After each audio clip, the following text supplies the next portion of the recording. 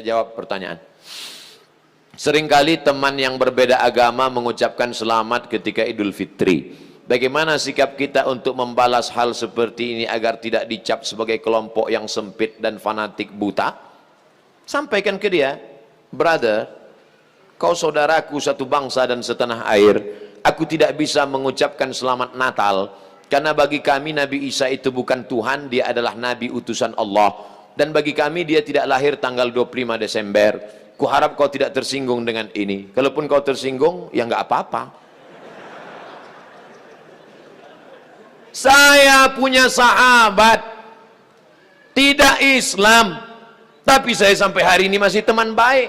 Dan dia tidak tersinggung karena dia tahu keyakinan saya. Itulah makna persahabatan. Persahabatan itu seperti kepompong. Berawal dari ulat menjadi kupu-kupu. Persahabatan itu kan saling memahami, saling mengerti. Bukan kita mengorbankan akidah kita. Bukan berarti dia ucapkan Idul Fitri 1 Syawal, mohon maaf zahir dan batin, lalu kita balas dengan ucapan yang sama. Tapi di hari baik, di hari yang lain, saya tetap datang bersilaturahim. Saya tetap datang berkunjung ke rumahnya. Dia beri saya minuman kaleng. Dia tahu dalam akidah saya makan bekas makanan yang tidak halal tidak boleh. Dia kasih saya kuih kotak, dia kasih saya minuman kaleng. Kami saling menjaga sampai hari ini. Bukan berarti saya tidak punya kawan beda agama. Semoga Ustadz selalu sehat, amin. Diberkahi, amin. Dirahmati, amin. Mohon motivasi, insya Allah. Pemuda yang berhijrah terkadang merasa putus asa karena selalu teringat dosa di masa lalu. Kalau kau masih ingat dosa, alhamdulillah. Yang khawatir justru kau nggak ingat dosa. Setelah hijrah kau merasa sudah menjadi penghuni surga, yang lain masuk neraka. Setelah hijrah, bapaknya masuk neraka, emaknya masuk neraka. Yang masuk surga cuma dia, istrinya, sama gurunya. Di kaplingnya surga itu. Memang dia panitia akhirat. Orang yang diterima taubatnya, ketika dia mengenang dosa-dosanya di masa lalu, maka hatinya hancur lebur, air mata tak tertahan menetes. Itu orang yang taubat nasuha. Ini sekarang punya banyak juga yang hijrah ini. Ustadz, saya ini dulu nakal.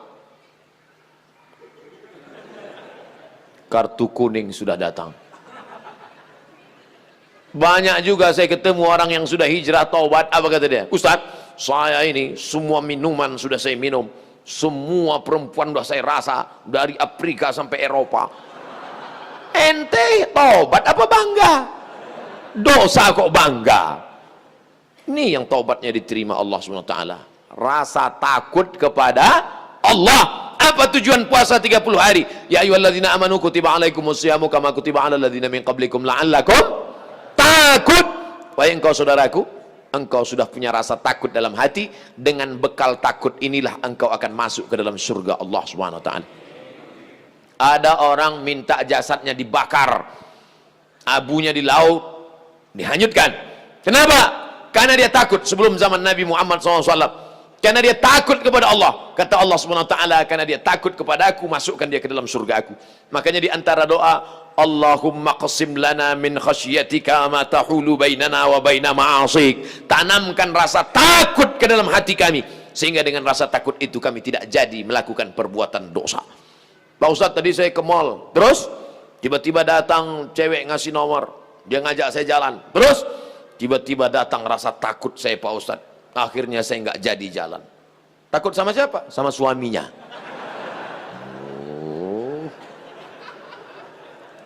Untuk masyarakat Indonesia yang beragam, bagaimana model bertetangga yang diajarkan Islam dalam menghadapi perbedaan keyakinan dan latar belakang etnis?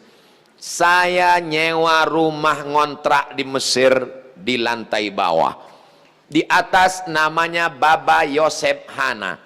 Baba Yosef Hana, agamanya Kristen Ortodok. Saya bertetangga 2 tahun, dari tahun 2000 sampai 2002. 2002 bulan November pulang. Suatu ketika kami datang mengadu ke Baba Yosef. Baba Yosef, kami tidak sanggup lagi bayar uang sewa rumah.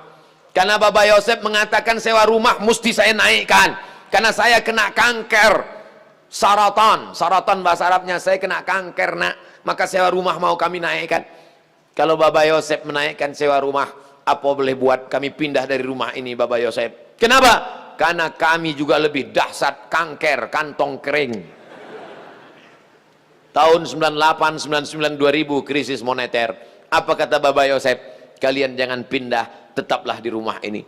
Setiap acara Pak Dubes datang, Bapak Yosef kami undang makan bersama, dan dia juga tetap baik dengan kami. Kami tahu kami berbeda, maka mengucapkan tidak assalamualaikum, tapi kalau ketemu sabahal khair, selamat pagi, sabahan nur, selamat siang, masa al khair, selamat petang, selamat malam. Kami saling menjaga.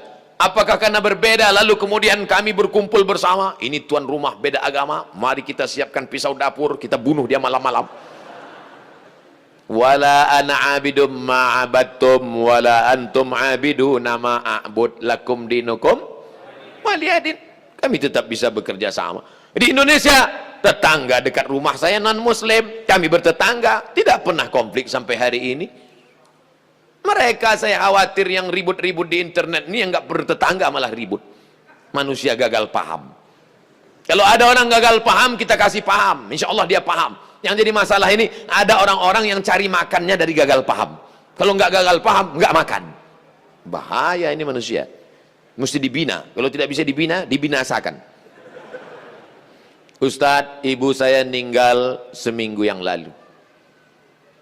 Ibu saya meninggal hari Jumat ini 11 Rajab setahun yang lalu. Sampai hari ini belum hilang sakitnya. Apalagi kalau seminggu yang lalu. Saya mohon doanya agar ibu saya ditempatkan di tempat terbaik di sisi Allah. Nanti di akhir majelis, bukan hanya ibu engkau saudaraku, ibu kita semua. Dulu, makin berjalan hari itu makin lama dia makin berkurang. Di antara yang menenangkan hati ini adalah banyak-banyak berkirim doa. Habis setiap solat, Allah maghfirlaha warhamha wa'afiha wa'afu anha. Kalau kau sanggup baca sekhatam Quran, bacakan sekhatam. Tak sanggup sekhatam, baca Yasin. Tak sanggup Yasin, baca Fatihah. Fatihah tak juga sanggup, parah kali. Habis itu pula kalau kau ada duit gaji sedekah, belikan beras 10 kilo, sarden, ikan, kumpul, masukkan ke kresek, serahkan ke anak yatim. Sebutkan, ni anak yatim tolong doakan almarhumah ibu saya. Di mana dulu tempat dia sholat, kau buka sajadah sholat kau di situ, menenangkan hati. Wasta'inu bis sabri wassalah. Mintalah tolong kepada Allah dengan sabar dan sholat. Saya tahu, man lam yadhuq lam ya'rif man lam yadhuq. Orang yang tak meninggal ibunya, tak dapat dia merasakan bagaimana sakitnya kehilangan. Oleh sebab itu maka yang masih ada ibunya, pulang dari sini, kau belikan makanan kesukaannya, datang ke rumahnya, cium tangannya, suapkan makanan, peluk dia, cium keningnya, senangkan hatinya. Hanya itu yang dapat membuat kau bahagia. Kalau kau ingin rezekimu seperti rezeki raja-raja, perlakukan ayah ibumu seperti raja. Insya Allah semua kesulitan hidupmu akan diberikan Allah kelapangan, insya Allah. Amin ya rabbal alamin. Sebelumnya mohon maaf Ustadz, pertanyaan ini keluar dari materi hari ini. Belakangan ini saya lihat banyak perkumpulan orang-orang atau komunitas mengaku Islam modern atau Islam yang bersatu dengan budaya. Bagaimana cara kita memandangnya agar kita tidak disebut musyrik dan diterima di kalangan masyarakat sebagai pecinta budaya daerah? Ini pertanyaannya umum. Kalau mau nanya ke saya masalah hukum fikih, sebutkan secara spesifik satu contoh kasus. Karena kalau cerita masalah budaya, maka saya pecinta budaya. Peci ini agama atau budaya? Budaya. Mana ada hadis Nabi, sahabat, tabi'in, Imam Syafi'i pakai peci? Ini budaya. Saya pakai budaya ini sekarang. Maka kemana-mana saya mau menunjukkan budaya. Ketika di Maroko pun waktu sidang S3 saya pakai. Saya mau menunjukkan saya orang Indonesia. Saya pakai batik. Batik itu budaya? Budaya. Apakah salah saya pakai peci dan batik? Tidak. Ada juga orang mengatakan jangan pakai batik gambar burung, nggak boleh dibawa sholat. Kenapa? Karena dalam burung itu ada tai. Gimana ceritanya? Saya yang bodoh apa dia yang pintar? Selama budaya itu tidak mengandung unsur kemusyrikan, merusak akidah, maka ada syarat dan ketentuan berlaku. Wala ana abidum ma'abattum wala antum abiduna ma'abud lakum dinukum waliyadin. Karpet ini agama atau budaya? Budaya. Karpet ini budaya. Masjid Nabawi yang asli nggak ada karpetnya. Ini berapa kali budaya. Ini lagi membuat bunga-bunga nih. Ini budaya semua nih, bunganya mati lagi. Oleh sebab itu maka bahkan masjid kita pun banyak budaya. Ini bangunan melengkung di tengah, tiang melengkung di tengah disebut dengan kubah. Kubah itu budaya dari Bizantium, Romawi. Makanya bangunan-bangunan Romawi, coba tengok gereja-gereja ortodok di Moskow pakai kubah. Orang yang tidak ngerti dia tengok, loh kok ada masjid di Moskow? Padahal itu katedral. Bangunan itu adalah budaya Eropa, budaya Bizantium, budaya Romawi kuno, diambil. Maka tidak jadi masalah karena tidak terkait dengan akidah. Begitu juga dengan tiang menara masjid. Itu bukan agama, itu budaya. Karena dulu di Mesir ada namanya tiang tinggi tempat api di tepi laut supaya para nelayan kalau tengah malam jangan sampai kapalnya nabrak ke pantai. Maka disebutlah tempat itu mercusuar, sehingga di tengah malam dia ngelihat. Waktu itu belum ada GPRS. Maka dia lihat, oh kita udah dekat di tepi pantai, maka layar mesti diarahkan ke melawan angin supaya kapal tidak laju, supaya tidak kencang. Lalu kemudian ketika orang Islam melihat ada menara tinggi, apinya dibuang, muazzinnya naik ke atas. Allahu Akbar, Allahu Akbar. Sekarang muazzinnya di bawah, mikrofonnya ke atas, sound systemnya di atas. Sekarang nggak ada lagi kabel, wireless. Ini semuanya budaya. Selama budaya itu tidak merusak akidah, maka boleh. Yang nggak boleh itu budaya celana pendek. Kenapa? Karena melanggar syariat Islam. Nampak pangkal paha dan lutut. Tidak sah salat. Selama budaya tidak melanggar akidah, maka dia boleh dilaksanakan. Budaya itu apa Pak Ustaz? Hasil cipta karya karsa manusia. Yang tidak ada wahyu di dalamnya. Pak Ustadz, saya mau tanya kenapa hati saya selalu gelisah padahal saya sudah perbanyak istighfar. Tolong masukannya. Semoga Pak Ustadz selalu dilindungi Allah Subhanahu wa taala. Di mana letak gelisah itu? Di dada sebelah kiri. Nama tempatnya jantung. Tapi ada yang bilang hati Pak Ustadz, kombinasikan aja dua, jantung hatiku. Berdegup dan berdetak di sebelah kiri. Coba rasakan. Bagi yang tak merasakan, lapor ke panitia. Kain kapan sudah siap? Makanya kadang kita bangun tidur, nggak ada angin, nggak ada hujan, risau, suntuk di dalam. Tapi begitu kita ambil wudhu, sholat, terasa dia seperti kopi yang habis diaduk, tiba-tiba bening. Ala bidzikrillahi tatmainnul qulub. Dengan banyak berzikir mengingat Allah, maka hati akan menjadi tenang. Ya muqallibal qulub, wahai engkau yang membolak-balikkan hati, tsabbit qalbi, kokohkan hatiku, ala dinik wa ala ta'atik. Apakah materi bisa menenangkan hati? Tidak. Materi hanya bisa menenangkan materi. Materi lambung. Lambung hanya bisa ditenangkan dengan materi. Apa dia? Nasi uduk, ayam penyet, ayam pop, ayam mati. Tapi non materi hanya bisa ditenangkan dengan agama. Makanya orang-orang ateis yang tidak beragama, hidupnya sempit, kata Allah ka'annama yas'adu fis sama, seperti terbang. Kita kalau naik pesawat, terbang, take off, itu dada terasa sempit. Begitulah orang yang tidak berserah diri kepada Allah, sempit. Akhirnya mereka mencari ketenangan kemana? Sabu-sabu, pil anjing gila, sakau, penjara, kalau ketangkap BNN, mati. Angka bunuh diri terbesar di dunia bukan di Republik Indonesia, bukan di Asia, tapi justru di Eropa dan Amerika, karena mereka meninggalkan agama. Stres, depresi, mobil mewah tapi nggak bisa tidur malam, jam 2 malam stres, depresi. Makan obat tidur, tidur, bangun tidur, stres lagi, bangun tidur, tidur, mati. Sementara kita tenang. Begitu datang ke masjid, duduk, ngelihat muka ustadz, tertidur. Panitia penutup bangun. Fabi ayyi ala'i rabbikuma tukadziban. Nikmat tidur apalagi yang kau dustakan? Orang barat setengah mati makan pil tidur supaya bisa tidur. Nama penyakitnya insomnia. Orang kita baru ngelihat. Berikut ini mari kita dengarkan tausiah. Demikianlah tausiah ini saya sampaikan. Kurang apa lagi? Maka kalau ada teman di sebelah tidur, biarkan. Dia sedang mensyukuri nikmat Allah Subhanahu wa taala. Jadi Pak Ustadz jawabannya, perbanyak zikir. Siapa yang bersolawat 1 kali 1 hari 1000 kali, maka sebelum mati dia melihat tempatnya dalam surga. Siapa yang meriwayatkan itu? Ditulis oleh Syekh Ali Jum'ah, Mufti Mesir. Diriwayatkannya dari beberapa riwayat kitab-kitab sahih. Jadi kau berapa kali istighfarnya? Coba amalkan ini. 1 kali 1000 kali. 1 hari 1000 kali. Beli tasbih yang ujungnya ada 10, 100 kali putar. Allahumma sholli ala sayyidina Muhammad wa ala ali Muhammad. Allahumma sholli ala sayyidina Muhammad. Kadang-kadang belum sampai 200 kau udah tertidur. Bangun lagi, sambung lagi. Allahumma sholli ala. Malu bawa tasbih, pakai tasbih digital yang pencet itu. Allahumma sholli ala Muhammad. Allahumma sholli ala. Tapi pelan-pelan. Kadang ada yang pakai tasbih itu.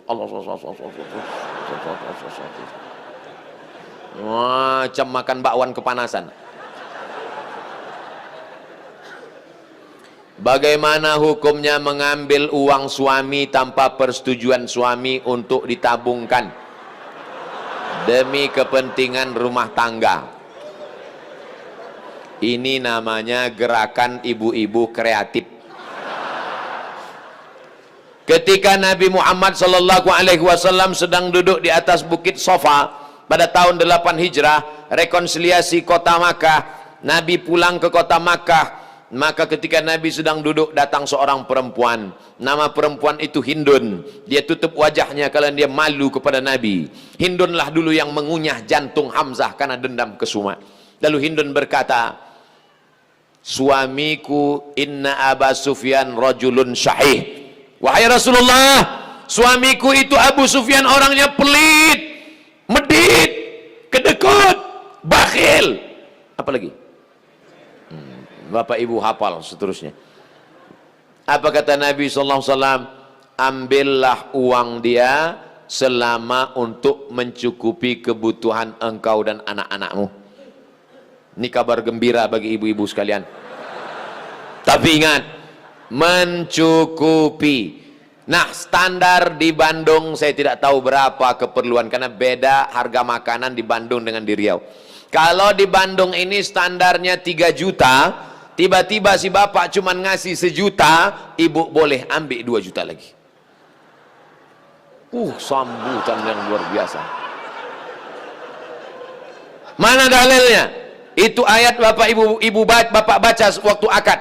Wa ashiruhunna bil ma'ruf. Bergawilah mereka dengan ma'ruf. Ma'ruf diambil dari kata urf. Urf artinya tradisi setempat. Dasar pengambilan hukum dalam Islam ada 10. Quran, hadis, ijma', qiyas, syar'u man qablana, saddu zara'i, qaulu sahabi, istihsan, istisab. Urf. Urf artinya standar umum di kota Bandung berapa. Kalau umumnya di Bandung ini 5 juta, ternyata selama ini dia kasih 2, berarti ibu bisa ambil 3 menurut standar dan ketentuan berlaku.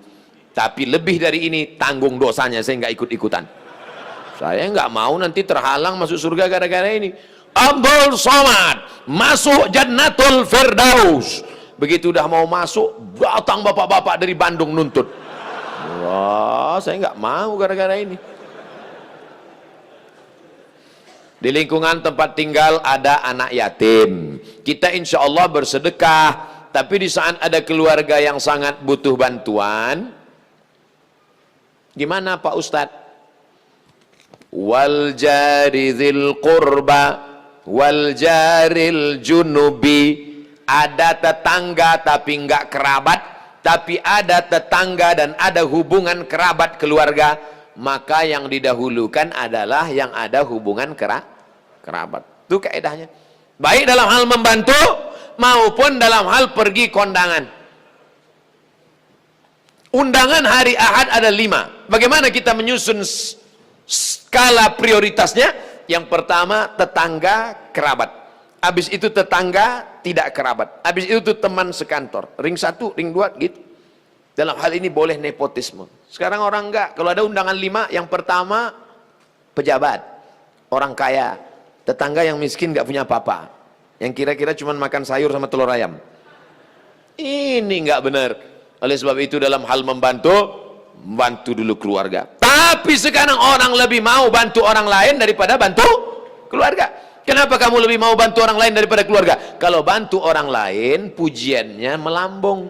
Kalau bantu keluarga, masa cuma ngasih segini?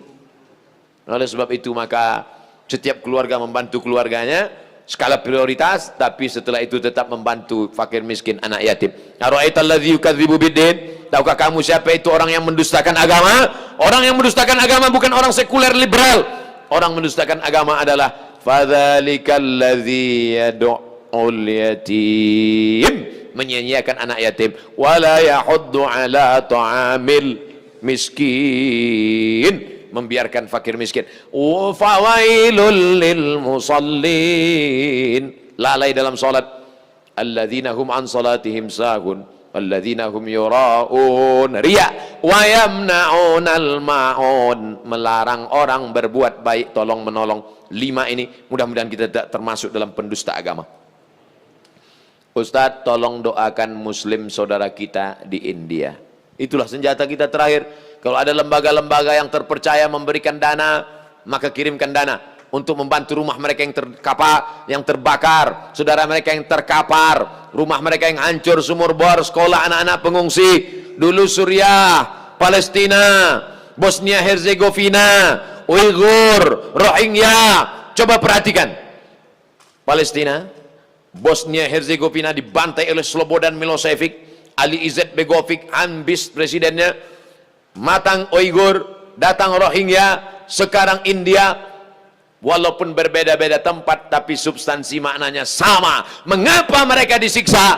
Pertama, karena mereka lahir dalam keadaan la ilaha illallah Muhammadur Rasulullah. Yang kedua, karena mereka minoritas. Gimana-mana kalau kita minoritas, habis kita dibantai. Tapi kalau kita mayoritas, maka kita selalu menjaga kedamaian, keselamatan. Karena kita adalah agama Islam. Islam berasal dari kata salam. Salam artinya damai. Maka insya Allah, kalau kita menjadi mayoritas, maka saudara-saudara kita yang minoritas akan terjaga dalam kedamaian insya Allah. Amin ya rabbal alamin. Ala hazihi niyah, untuk niat yang baik. Al-Fatihah. A'udzubillahi minasyaitonir rajim. Bismillahirrahmanirrahim. Alhamdulillahi rabbil alamin. Ar-Rahmanir Rahim, Maliki yaumiddin. Iyyaka na'budu wa iyyaka nasta'in. Ihdinas siratal mustaqim. Siratal ladzina an'amta 'alaihim ghairil maghdubi 'alaihim waladdallin. Amin. Allahumma ansur ikhwanana al-mustad'afina fi Palestin.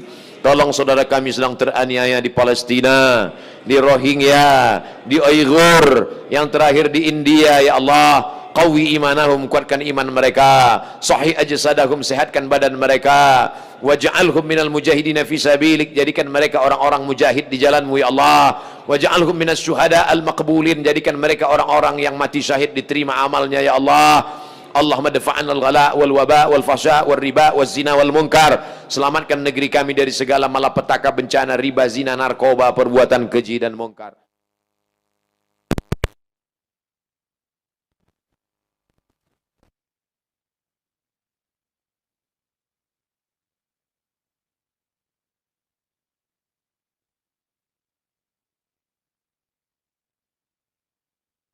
Majlis ini pulang dalam keadaan diampunkan silap salah dosanya. Allahumma ja'alna banana wa banatina min hafazil Qur'an wal hafizat. Jadikan anak-anak kami menjadi para penghafal Al-Quran. Minal mujahidina fi sabilik bi amwalihim wa anfusihim. Mereka menjadi pejuang menolong agamamu dengan harta dan nyawa mereka ya Allah. Allahumma ja'al akhir kalamina inda tiai ajalina. Jadikan akhir kalam kami ketika ajal kami tiba, saat malaikat maut mencabut nyawa. Ketika itu keluar dari mulut kami